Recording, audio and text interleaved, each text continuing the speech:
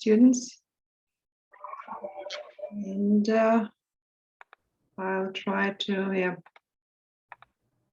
share the screen. And Khalid is coming. Yes, and well, so we started speaking about the Socrates model and the meaning of each of the letters in this model. And so actually on this slide, you can see the questions. We were right about the site, what exactly is, where exactly is the pain, the onset, when did it start? Look, was it constant, intermittent, gradual, or sudden? It's also important for a doctor to understand whether it was sudden or gradual. The character, what is the pain like? For example, sharp, burning, tight, radiation. Does it radiate or does it move anywhere? And associations. Is there anything else associated with the pain, like, for example, sweating or vomiting? The timing, does it follow any time pattern? How long did it last? And the question about exacerbating and alleviating factors is, does anything make it better or worse?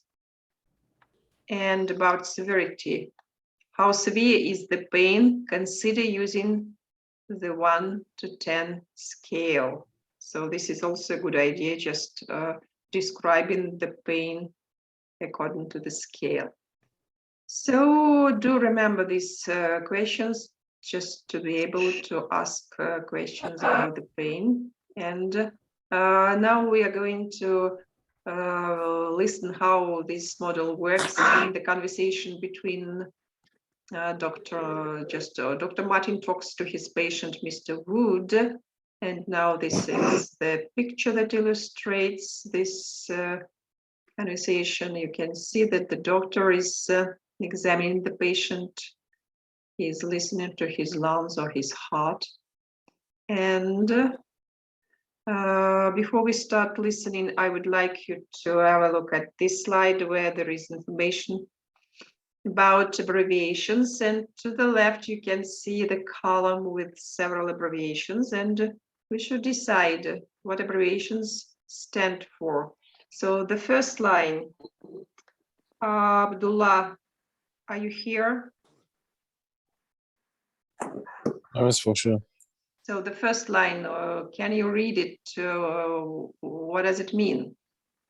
Yeah, it's pills 100 per minute. Yes, this is the pulse. So this is the beats per minute. Yeah, 100 beats of the heart per minute. The second number 2, please, Yasmin. It's the blood pressure, 100/70. MM stands for millimeter. Millimeters of mercury. Yes, mercury is used in this kind of devices. Okay, Busaina, please, the next line. Yes, miss.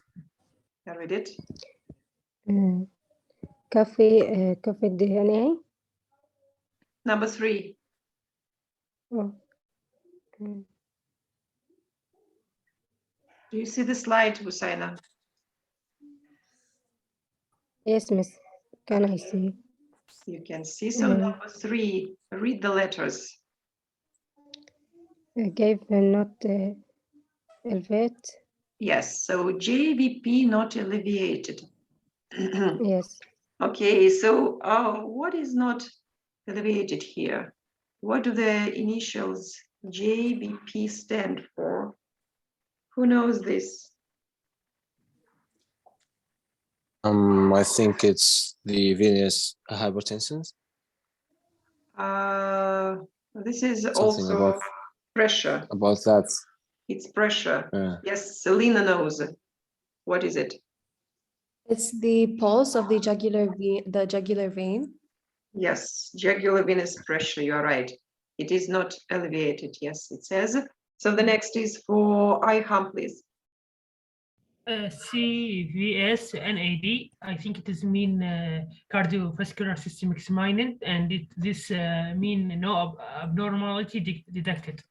Right, you are. Yes, no abnormality detected in cardiovascular system. So the fifth one is for Kadum. OE, it's on examination. Good. And Lina, the next, will you read number 6, Lina? Widespread early inspiratory fine crepitations. Yes, what crepitations mean? I'm not sure actually. Okay, so actually this is some kind of sounds in the lungs. Okay, Maizir, please, number 7. It says audible, meaning you can hear something, as in like Exactly. listening to the heart. Or You're anything like right. that. Just a minute, and the next is for Khalid. Miss abdomen normal. Okay, and number 9, Khalid. Miss, I think where is the pain? And Oh, number 9, Miss, abbreviation. abdomen normal. Okay, yes, thank you. And Hattab.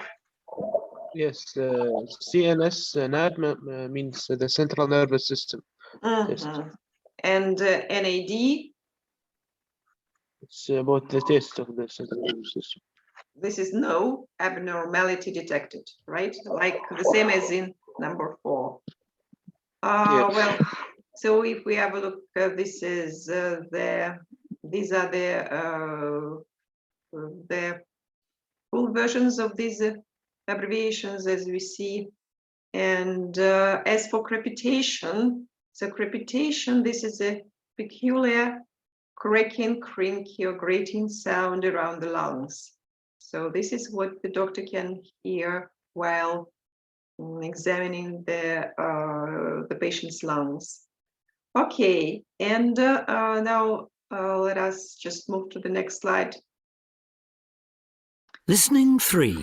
Here, we are going to listen to a part of a conversation between Dr. Martin, a doctor in A&D, and Mr. Wood. As you listen, make your own notes about Mr. Wood's presenting complaint. So you should try to understand as much as possible and take notes about his condition. Now I'm going to turn on the recording and you'll tell me if you can hear or not.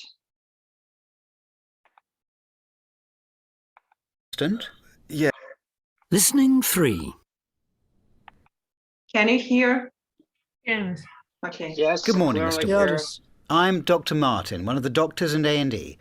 What's brought you here today? I've got this chest pain. And you seem to be having some trouble catching your breath. Yes. Would you like me to give you some painkillers before we go on? Yes, please. Okay, we'll get some for you. And I'll be as brief as I can. Thank you, Doctor. Can you show me exactly where the pain is? I've been getting it right here, in the centre of my chest. Right, I see. And how long have you had it? For the past hour. The past hour. And is the pain constant? Yes. At the moment, it's there all the time. And does it go anywhere else? At the moment, it's just here in the centre of my chest. But it was in my left shoulder before. Can you describe the pain for me? It's all over here. It's not a sharp pain. It's like a tightness, as if someone's squeezing my chest. And when did the pain start first? It came on first when I was bending over in the garden about 2 weeks ago. It's okay. Take your time. And then I got this dull pain and I had shortness of breath. So it started with you bending over in the garden, and the shortness of breath started at the same time? Yes. Have you had this pain before? Not the pain in the chest, no. I had a pain in my left shoulder and arm when I was walking to work one morning about a month ago. Okay. I see from the notes that you're a bus driver. Yes, that's right. Not the best of jobs to be starting at 5 on a frosty morning. No, definitely not. Did you do anything about the pain? I thought it was a touch of arthritis. There'd been a heavy frost and I'd just rubbed some liniment into it. How long did it last? Off and on for about a week. And then I didn't think any more of it. Okay. And have you felt sick at all? Yes. And have you been sick at all? No. I haven't brought anything up. Okay. I'd like to ask you some questions. Well, now we've listened to the conversation, and what have we learned about Mr. Woods presenting complaint? Yes, Denise, please. First, about his presenting of complaint, because he have several chest pain and the past hour to call into emergency. Also have problem with breathing. Also he were used painkillers, but it doesn't help him. The location of the pain is the center of the chest, but now in the moment when doctor asked for description of pain, his pain moved also in your left shoulder. The character of pain short, tightness, and squeezing, and squeezing. Yes, and also he have the pain, and not the first time, because near an week ago we have a situation like this in the work in the garden, so pain associated in training and several muscular activities, I suppose. And also in months ago, we also feel similar situation, but the kind of pain it is not so severe. The first and the second that I have not the pain like something tightness and comfortable feeling in the left hand. Also shoulder. The hand and shoulder, it was also associated with muscular physical activities. Also, I have reaction and freezing too. But I don't understand conflict. But freezing is worse, severe make a pain or relieve the pain. I'm not understand. Okay. Yes. So very good. Just information. You understand almost everything. And with the elements of analysis, because you also just mentioned the symptoms according to the Socrates model, that the doctor should ask the questions, and well, we can see that sometimes it's the students say it's very hard to understand some information from listening, and I suggest to work like, for example, you've listened like we have just done for the first time to some piece of information, and if you have the script for the listening 3.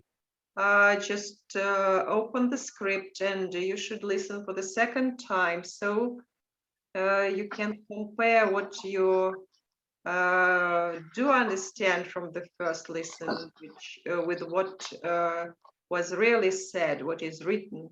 And you should listen for the second time and clear out some details that were not clear from the first listening.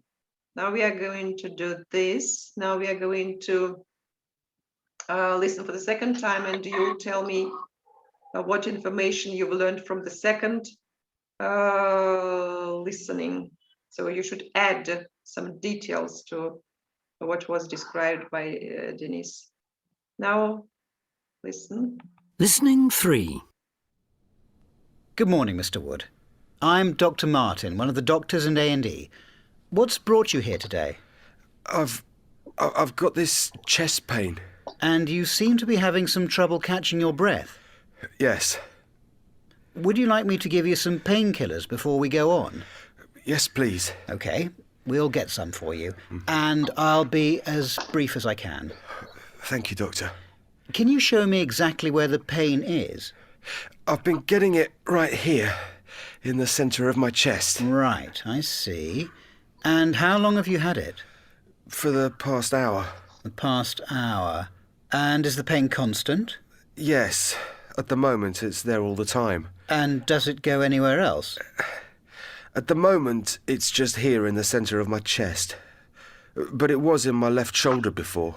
Can you describe the pain for me? It's all over here. It's not a sharp pain. It's like a tightness, as if someone's squeezing my chest. And when did the pain start first? It came on first when I was bending over in the garden about 2 weeks ago. It's okay. Take your time. And then I got this dull pain and I had shortness of breath. So it started with you bending over in the garden, and the shortness of breath started at the same time? Yes. Have you had this pain before? Not the pain in the chest, no. I had a pain in my left shoulder and arm when I was walking to work one morning about a month ago. OK. I see from the notes that you're a bus driver. Yes, that's right. Not the best of jobs to be starting at 5 on a frosty morning. No, definitely not. Did you do anything about the pain? I thought it was a touch of arthritis. There'd been a heavy frost and I'd just rubbed some liniment into it. How long did it last? Off and on for about a week. And then I didn't think any more of it. OK. And have you felt sick at all? Yes. And have you been sick at all? No. I haven't brought anything up. OK. I'd like to ask you some questions. Okay, I hope that you understand more. Yes, I would like to say something just to add the information which we have already mentioned. So Denise described the most of the information, and I just wanted to do that the kind of the pain that was with Mr. Wood, it is not sharp pain. It's like thickness and someone squeezing the chest. Also, he felt it when he was bending over in the garden about 2 weeks ago, and he didn't have the chest pain before, just now. But before he was had pain in his arm and the left shoulder. Also, it is about 1 week, and now it is he feels sick, but before he didn't feel brought up anything up. Okay. Yes. Listening through. I would like to ask a couple of questions about the painkillers. Did Mr. Wood take painkillers himself before he came to the doctor? No, the doctor gave it to him. Yes, the doctor offers the painkillers. Okay, and there was freezing. The word freezing. Do you remember what was freezing when Mr. weather. The weather was freezing. weather Yeah. That is why the first question is, what does Mr. Wood do? This is about his job. What does he do? He's a bus driver. Yes, and he speaks about the early freezing mornings, like 5 o'clock when he has to get up 5 a.m. go to his work. Okay. Then the question: does Mr. Martin follow Socrates model? Mr. Martin, Dr. Martin. I mean. Yes, he does. Yeah, he follows. Yes, he follows. He knows about this model and just clear out all the details. And Mr. Wood was speaking about the shoulder pain. What is the correct diagnosis for the shoulder pain? Angina. Pectoralis. arthritis, right? Yes, and Over the what? shoulder. Yes, and what did he do with this pain with the shoulder? How did he try to treat this pain? You The remember? liniment, he rubbed liniment on it. Exactly so, and the liniment helped him, and he forgot about this pain for some time. And actually, if we analyze all the symptoms, that the pain in the chest and the pain in the shoulder, in his arm, and it was like sudden and dull, not sharp. So what is the main diagnosis for what is his main disease? Heart attack. Exactly. I think. Yes, or Infection of myocarditis, myocardial infarction. yeah. And can it be angina? Angina. Also possible. And what is the immediate treatment for this disease? In the case of beginning of manifestation of this disease, we can use tabs of nitroglycerin, also painkillers too. But the main drug of this sharp situation is nitroglycerin tabs.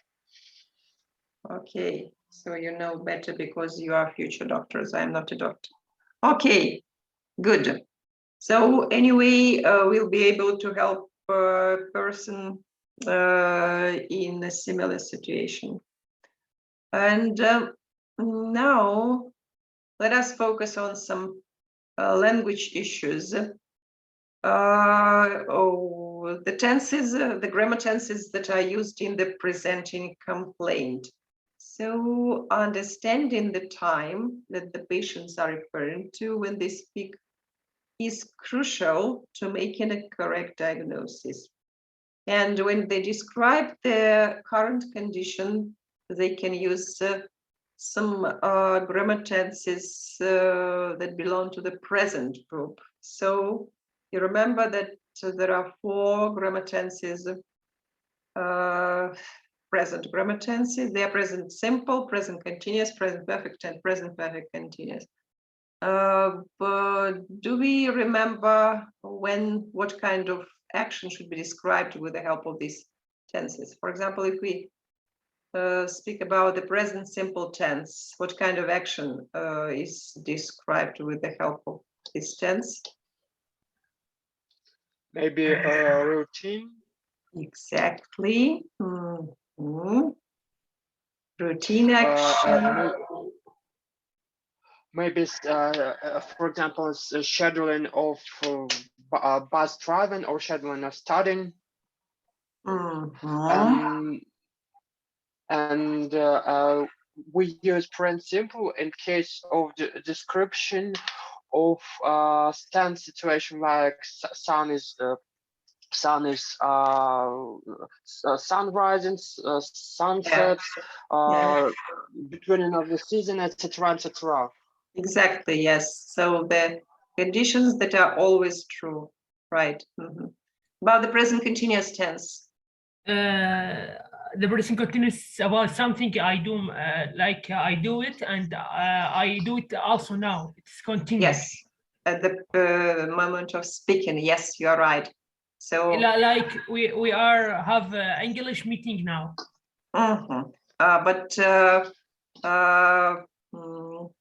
But it's better to say we are discussing grammar at our English class now. Discussing like this. This is the present tense, okay? The present perfect tense. We can use present perfect tense in case of action which acted in the past, but the result of this action is very important at this moment. Exactly. Or at the first way. At the second way, we can use perfect tenses for showing that action is done at the moment. Yes, has finished by present. Yeah. And it has some effect. Okay, and the present perfect continuous is similar. Yes. Can I miss? This one is about something started in the past, but also continue in the present. Exactly. Yes. The emphasis is on the process. Okay. Thank you. You know a lot about tenses. You are the grammar experts. So just I'm going to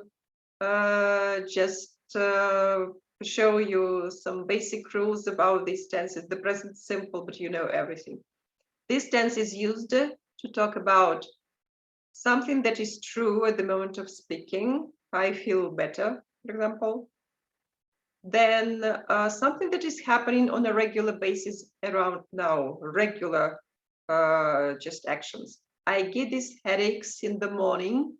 It means every morning, regularly. Then when we speak about a condition, when I lean forward, the pain goes away. The pain starts in my chest and moves to my shoulder. And you see that the form of the present simple tense is the first form of the verb. Sometimes we should add s or es to the verb form when we speak about third person singular. When we speak about she, he, it, the pain is it goes. That is why we add s. Or the pain starts, the pain moves up, and so on. As for the present continuous, this tense is used to talk about something that is happening at the moment of speaking. Like in the examples, his blood pressure is rising. So you see that present continuous consists of two parts. For example, is and rising. It should be ing form. Then I'm having difficulty breathing. Am having. Something that is happening around now, though not necessarily at the moment of speaking, like are you taking any medication? It means not now, but this week, for example. Or I'm having chest pains, like for the last 3 days, or like this. And something that has been arranged for a date in the near future. You can see that present continuous, it's called present, but it can be also used to describe future events. And if you have an arrangement, for example, next Wednesday with a psychotherapist, so you should, you can use the present continuous to show that it will happen for sure, 100%. I'm seeing a psychotherapist next Wednesday. And yes, here there is some important information about the verbs that can be used or cannot be used in the present continuous tense. So the use, for example, of the verb have in the present continuous to refer to the moment of speaking is more limited than in the present simple.